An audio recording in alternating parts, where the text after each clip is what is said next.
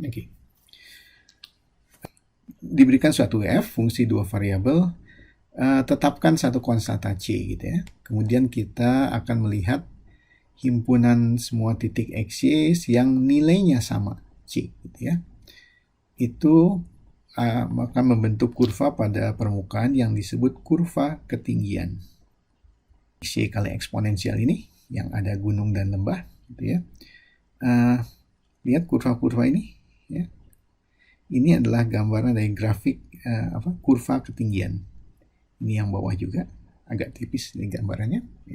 Oke, jadi untuk beberapa nilai c, dan jadi menyatakan titik-titik ini menyatakan titik-titik yang mempunyai ketinggian yang sama.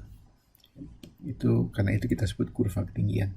Andaikan sekarang kameranya ada di drone dan dilihat dari atas gitu ya, dari atas gunung sini ya. Maka yang terlihat kira-kira gambarnya seperti begini ya. Jadi gambar-gambar ini akan diproyeksikan ke bidang x. Kurva ketinggiannya mana ini? Nah ini kurva ketinggiannya. Kalau dari atas tentunya kita tidak terlalu bisa membedakan mana yang lembah, mana yang gunung ya. Nah ini disebut sebagai peta kontur.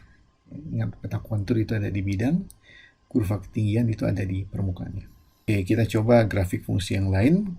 Coba kita lihat kurva ketinggian dan peta konturnya. Kita G ini seperti begini. Ya. Di X pangkat 3 di sini udah, Y-nya pangkat 2.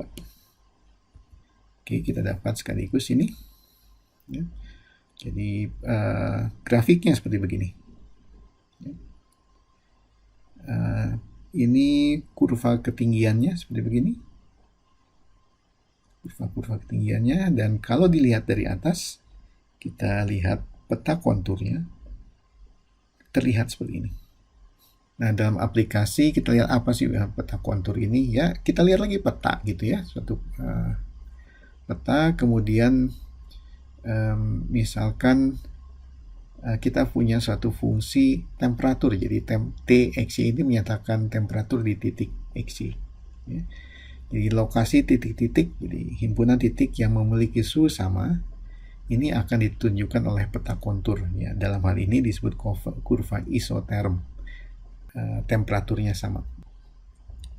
Oke, misalnya seperti ini dari Purcell, peta Amerika Serikat, di sini ada garis-garisnya.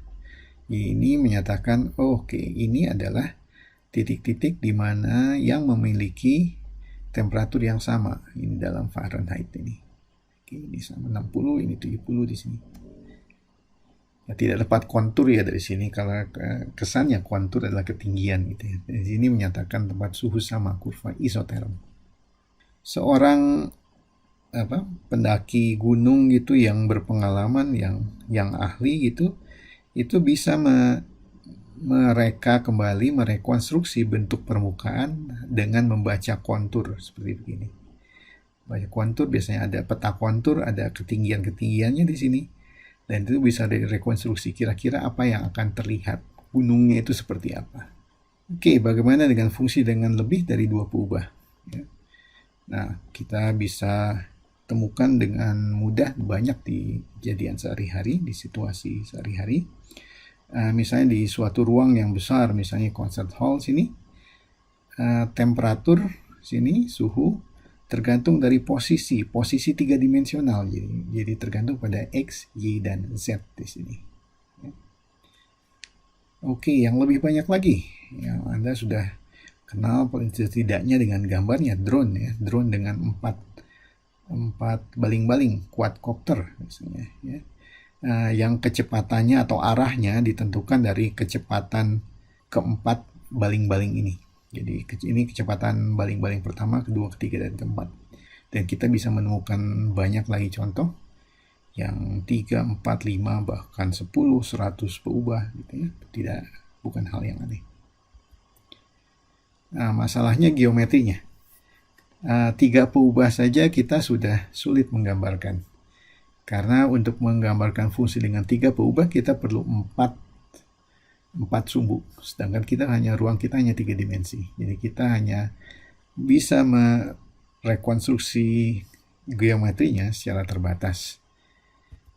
Misalnya kita bisa melihat ini bukan kurva ketinggian, tapi permukaan ketinggian.